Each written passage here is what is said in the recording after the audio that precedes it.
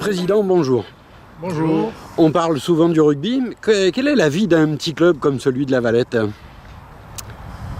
La vie d'un petit club de 700 personnes, qui est très intense puisque donc il faut gérer ces 700 personnes qui équivaut à 11 équipes de rugby dans toutes les catégories.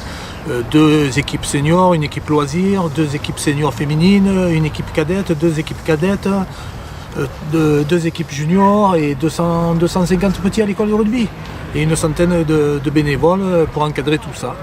Voilà, donc nous sommes sur le pont depuis le mois de juillet, depuis le 1er juillet, nous sommes sur le pont pour mettre en place toute cette structure qui je pense va avancer cette année dans de bons rails avec de bons résultats, puisqu'on a fait un gros effort aussi sur le recrutement de l'équipe première, de Fagnon, voilà, donc si on a une petite ambition de finir sur du milieu de tableau, 6-8e, ça serait excellent et ça nous permettrait de nous ancrer dans cette Fédérale 2, dans cette Fédérale 2 où on tient chèrement à y être.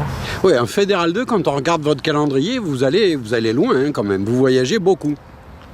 Oui, mais on est habitué au voyage assez long puisqu'on a les filles qui ont joué à Lille, à La Rochelle, à Paris, Narbonne, Perpignan, donc c'est ce que c'est qu'on voyager au club. C'est pour ça que c'est aussi porté un tireur de bus, 3 minibus pour pouvoir se déplacer sur un amas. On a des chauffeurs qui sont sérieux, qui font attention au véhicule. Et voilà, après ça fait partie c'est l'intérêt aussi de voir quelque chose que les clubs de proximité, comment ça peut l'être en Fédéral 3. C'est voir autre chose, découvrir un autre rugby. Il y a une dimension importante pour vous, c'est la formation des enfants et des adolescents. La formation, c'est ancré dans l'ADN du club. La Valette a toujours été un club formateur. Il en est de même pour le Canton, puisqu'aujourd'hui c'est quand même 2 entités rugbystiques fortes, c'était la Garde de Pradé et la Valette-le-Revesque. Mais je pense que les clubs qui abandonnent la formation n'ont rien compris au sport, n'ont rien compris à cette notion de service public qu'on se doit d'avoir. Les gamins ils sont mieux quand ils sont sur les terrains de sport que lorsqu'ils traînent dans la rue. Et nous dans nos clubs on s'est toujours impliqués dans cette formation-là et faire de nos gamins, les aider à devenir des hommes et des femmes de demain. C'est très important. Alors justement, vous qui avez 50 ans de présence au club de La Valette, ce qui est quand même pas rien, l'évolution de ce jeu-là, quand on voit par exemple que dans les nouvelles règles, on a le droit à 12 changements, comment vous interprétez ça? Quand on parle de protéger les joueurs, puisque aujourd'hui on lutte contre la violence dans le jeu, je ne parle pas de violence au niveau des bagarres, je parle de violence au niveau des chocs. Lorsqu'on rentre 12 joueurs frais à la mi-temps, contre des joueurs qui ont déjà une mi-temps dans les jambes, pour moi c'est une contre-indication. Voilà.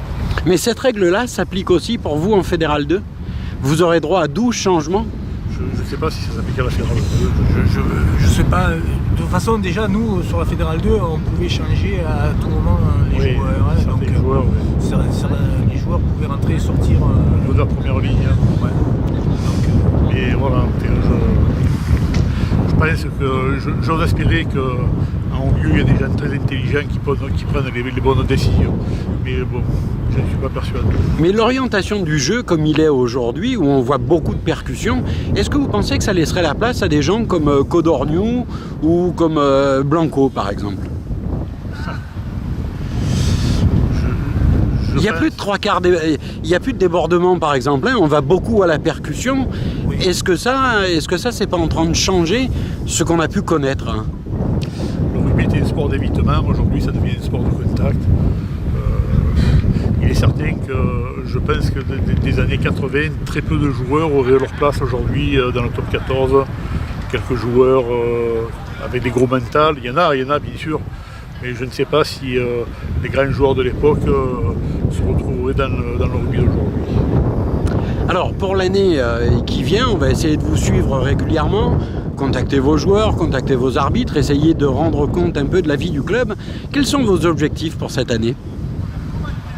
Les objectifs, je vous ai parlé un peu à peine, donc c'est vraiment de nous ancrer dans cette Fédéral 2 et d'y trouver notre place pour dans 2 ou 3 ans y jouer les premiers rôles.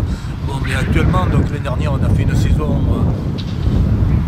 pas trop satisfaisante à notre goût, mais bon, on est resté dans cette Fédéral 2. Cette année, on va s'attacher à avoir un peu de résultats avec on a pris quelques recrues, on a fait une dizaine de recrues plus importantes, donc voilà, donc on s'est mis dans une position d'être sur un classement 5, 6e, 8e qui nous satisferait.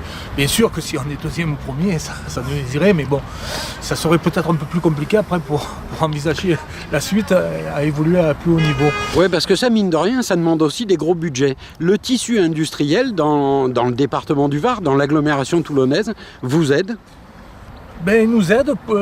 Par contre, on est en train de faire un gros travail dessus. On a commencé à cibler sur les 4 villes, puisqu'on est sur les 4 villes, La Valette, le Revès, la Gare de Le Pradet, et j'ajouterai la Farlède qui est aussi sur le tissu industriel. On a compté, on a fait un recensement, il y a à peu près 2000 entreprises. Donc sur 2000 entreprises, on s'est mis en quête de contacter ces 2000 entreprises pour voir comment, sur du mécénat sportif, puisqu'on va travailler beaucoup aussi sur le mécénat sportif maintenant, on va pouvoir amener ces industriels ou ces sociétés à venir nous aider. Il y en a beaucoup qui nous aident, on est déjà sur un tissu de à peu près 80 partenaires, mais bon, c'est sûr et certain que si on arriverait à doubler ce partenariat, ça serait très bien et ça nous permettrait d'un peu mieux réfléchir la nuit à savoir comment on va équilibrer notre budget de 500 000 euros, et c'est surtout que sur la DNCG ne nous épargne pas, puisqu'on est contrôlé tous les 3 mois là-dessus et on doit rendre des comptes tous les 3 mois là-dessus. Ça, c'est un bien. Parce qu'on se rappelle, il y a encore peu de temps, il y a des gens qui trichaient un peu sur les budgets, et la rigueur budgétaire, c'est quelque chose qui peut garantir une équité. Oui, absolument. Moi, je me souviens d'un club du comité qui avait été champion de France contre notre club du comité. Et 1 ou 2 ans après, ce club qui était champion de France dépose le bilan, on peut dire qu'ils avaient volé un titre. Et moi, je trouve ça scandaleux. On peut briller sur 2-3 saisons, dépenser sans compter, en sachant que derrière, les présidents n'ont qu'une intention, c'est de laisser tomber, de laisser les clubs en plan, et non, c'est inacceptable. Je crois qu'il faut vraiment un contrôle sérieux des finances de tous les clubs, et je pense que ça va mettre de l'équité. Voilà. Ce que je trouve plutôt dommageable, c'est que, comme vous l'a dit Daniel, lorsqu'on engage 10 équipes, on a beaucoup de frais, et il n'y a pas de derrière, il n'y a pas de... alors il n'y a pas que la Valette, puisqu'il y a hier Carqueran aussi qui engage beaucoup d'équipes, la Seine, on est quelques clubs formateurs, le Morion qui est aussi un club très formateur, et derrière il n'y a pas de récompense. On est toujours dans la pénalité si on n'engage pas les équipes, mais derrière les clubs qui font l'effort, qui font beaucoup de formation et qui engagent beaucoup d'équipes, ça coûte énormément au club et il n'y a aucune récompense. Et là je trouve que la fédération devrait faire plus d'efforts. Autant d'équipes engagées, autant des points bonus, payer les cartons moins chers, parce que quand on engage 10 équipes, même les cadettes, des gamines qui ont 16 ans, elles prennent des cartons rouges, c'est de suite 250 €. Voilà, donc le club qui engage 4 équipes sera beaucoup moins pénalisé que le club qui en engage 10. Et ça, c'est pas normal. Bon. L'arrivée de Bernard Laporte à la présidence de la fédération, vous en sentez déjà les effets, vous, sur le terrain ? Parce que mine de rien, la Fédé, c'est une grosse structure.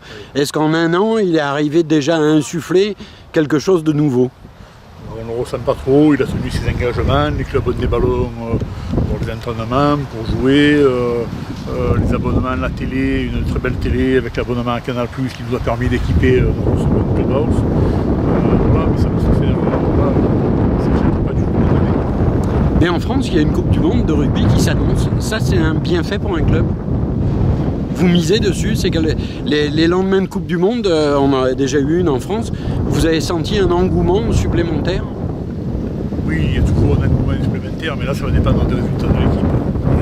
Mais le problème, c'est que ça tombe rapidement. 2-3 ans après, les équipes, les licenciés qui sont arrivés sont repartis aussi secs. Donc, il y a l'effet, mais bon, il faudrait qu'on arrive plus à capter ces jeunes sur le long terme. Eh bien écoutez, je vous remercie, je vous souhaite une bonne saison et je vous dis à très bientôt. Merci, au revoir.